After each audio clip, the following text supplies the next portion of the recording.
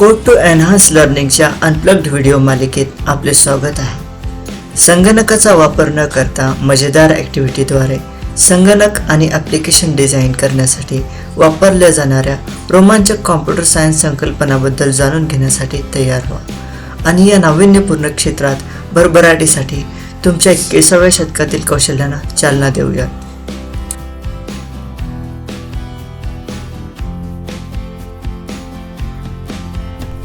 सर्वात लहान मार्ग शोधा. या पाठात आपण एका ठिकाणाहून दुसऱ्या ठिकाणी जाण्याचा सर्वात लहान मार्ग शोधणार आहोत. कल्पना करा की तुमच्या मित्राने तुम्हाला त्याच्या वाढदिवसाच्या पार्टीला आमंत्रित केले आहे. तो कुठे राहतो हे तुम्हाला माहिती आहे, पण तिथे कसे जायचे हे तुम्हाला माहिती नाही. म्हणून तुम्ही कोणाला तरी दिशा विचाराल. मग ती व्यक्ती तुम्हाला सांगेल, सरळ जा, क्रॉस रोडवर उजवीकडे जा आणि तिथून पहिले डावे वळण घ्या. मग दुसरी व्यक्ती तुम्हाला दुसरा मार्ग सांगेल. यापैकी सर्वात लहान मार्ग कोणता आहे हा प्रश्न तुमच्या मनात येऊ शकतो. यासारख्या प्रश्नांची उत्तरे देण्यासाठी गुगलकडे गुगल मॅप नावाचे एक ॲप आहे. या ॲपचा वापर करून तुम्ही डेस्टिनेशन माहीत करून घेऊ शकता आणि ही ॲप तुम्हाला तुमच्या लोकेशनपासून तुमच्या डेस्टिनेशनपर्यंतचा सर्वात लहान मार्ग दाखवेल. सर्वात लहान मार्गाचे तंत्र कसे कार्य करते? जसे जसे तुम्ही सर्वात लहान मार्गाचे टेक्निक वापराल तसे तसे तुम्ही गंभीर विचार क्षमता म्हणजेच क्रिटिकल थिंकिंग आणि संख्यात्मक योग्यता म्हणजेच न्यूमेरिकल ॲप्टिट्यूड विकसित कराल. समस्येचे निराकरण करण्यासाठी आपल्याला ही माहिती गणितीय पद्धतीने मांडावी लागेल. समजा तुमच्या मित्राच्या घरी जाण्यासाठी तुमच्याकडे 2 वेगवेगळे मार्ग आहेत. तुम्ही तुमच्या घरून तुमच्या मित्राच्या घरी चालत जाऊ शकता किंवा तुम्ही तुमच्या घरून बस स्टॉपला जाऊन बसने मित्राच्या घरी जाऊ शकता. बस शहरातून जाते आणि तुम्हाला तुमच्या मित्राच्या घरी सोडते. आपण ही ठिकाणे कागदावर मांडून घेऊया. जर एका ठिकाणापासून दुसऱ्या ठिकाणी जाण्याचा मार्ग असेल तर आपण ती ठिकाणे रेषा मारून जोडून घेऊया. तुम्हाला तुमच्या घरापासून बस स्टॉपला जायचे आहे. जर बस स्टॉपवर जाण्यासाठी एकच मार्ग असेल तर तुम्ही तो मार्ग तुमच्या घराशी जोडून घ्या आणि त्या रेषेवर घरापासून बस स्टॉपपर्यंतचे अंतर लिहा. अशाच प्रकारे आपण सर्व ठिकाणे जोडून घेऊ आणि त्यांचे अंतरही लिहू. या कृतीला आपण आलेख म्हणतो. हा आलेख बनवल्यानंतर आपण सर्वात लहान मार्ग शोधण्यासाठी काही पायऱ्या पाहणार आहोत. तुम्हाला व्हिडिओमध्ये दिसत असलेल्या आलेखाप्रमाणे पहिले वर्तुळ हे घर दर्शवते, दुसरे वर्तुळ हे बस स्टॉप दर्शवते आणि तिसरे वर्तुळ हे तुमच्या मित्राचे घर दर्शवते. तुमचे घर आणि बस स्टॉपमधील अंतर हे 1 किलोमीटर आहे. बस स्टॉपपासून तुमच्या मित्राच्या घरापर्यंतचे अंतर 2 किलोमीटर आहे आणि तुमच्या घरापासून तुमच्या मित्राच्या घरापर्यंतचे अंतर हे 4 किलोमीटर आहे. पुढे जाण्यापूर्वी एक माहिती अशी की तुमच्या मित्राच्या घरी जाईपर्यंत जी ठिकाणे तुम्हाला रस्त्यात मिळतील त्यांचे अंतरही तुम्ही मित्राच्या घरी जाईपर्यंत मोजले जाईल. आपल्याकडे एकूण 3 ठिकाणे असून तुम्हाला प्रत्येक वेळी सर्वात लहान मार्ग निवडायचा आहे. तुम्ही प्रत्येक ठिकाणी भेट देणार आहात आणि प्रत्येक ठिकाणी सर्वात लहान मार्ग निवडणार आहात. यासाठी आपण पुढील पायऱ्यांचा अवलंब करणार आहोत.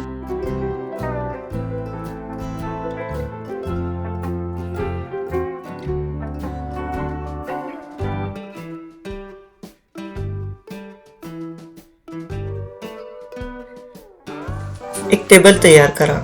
आपण एक टेबल तयार करणार आहोत ज्यामध्ये 3 रो आणि 3 कॉलम आहेत. या टेबलच्या पहिल्या कॉलममध्ये 3 ठिकाणे आहेत, दुसऱ्या कॉलममध्ये अंतर येईल आणि तिसऱ्या कॉलममध्ये कुठल्या ठिकाणापासून आपण ते अंतर मोजले आहे ते ठिकाण येईल.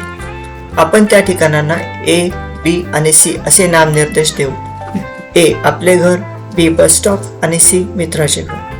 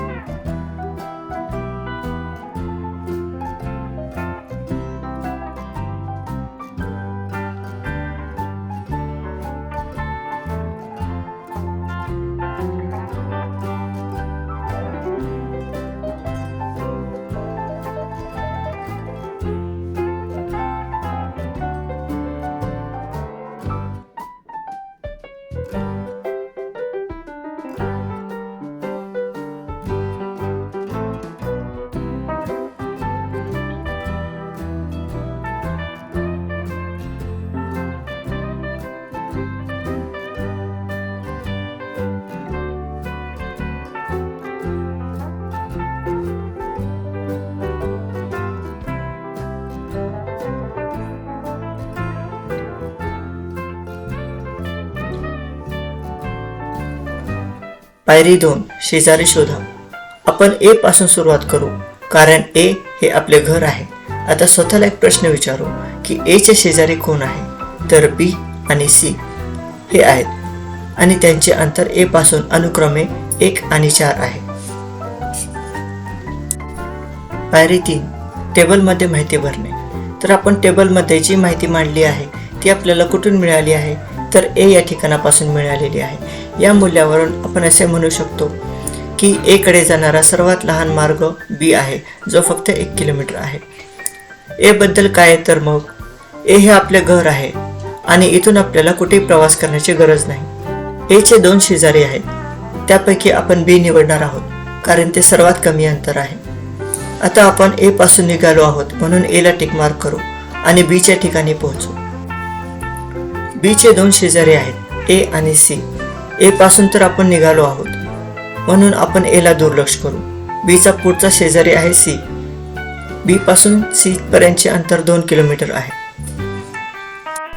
पायरी 4, वर्तमान स्थानासाठी सर्वात कमी अंतर तपासा. आता आपण बी या ठिकाणी आहोत.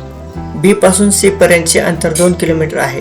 आपण आधी चर्चिल्याप्रमाणे आपण भेट दिलेल्या ठिकाणांचे अंतरही यामध्ये जोडणार आहोत. जसे की ए पासून बी पर्यंतचे अंतर 1 किलोमीटर आणि बी पासून सी पर्यंतचे अंतर 2 किलोमीटर, म्हणजेच ए पासून सी पर्यंतचे अंतर 3 किलोमीटर. जेव्हा आपण बी पासून निघू तेव्हा बी ला टिक करू आणि सी या ठिकाणी म्हणजेच आपल्या मित्राच्या घरी पोहोचू.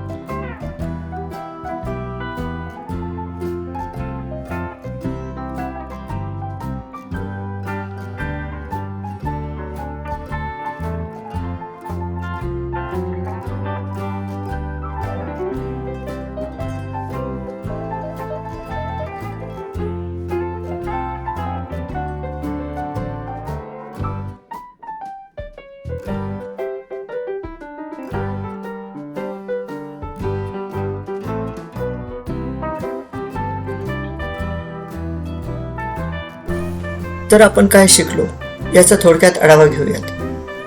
प्रथम, तुमचे शेजारी कोण आहेत ते शोधा. तुम्ही ज्या शेजाऱ्यांना आधीच भेट दिलेली आहे त्यांना काढून टाका. तुमच्या प्रत्येक शेजाऱ्याच्या अंतराची गणना करा. अंतराची माहिती अपडेट करा. सर्वात कमी अंतर असलेले स्थान निवडा. जोपर्यंत तुम्ही तुमच्या ठिकाणापर्यंत पोहोचत नाही तोपर्यंत ही प्रक्रिया सुरू ठेवा. आशा आहे की या व्हिडिओमुळे तुम्हाला नक्कीच मदत मिळाली असेल. धन्यवाद.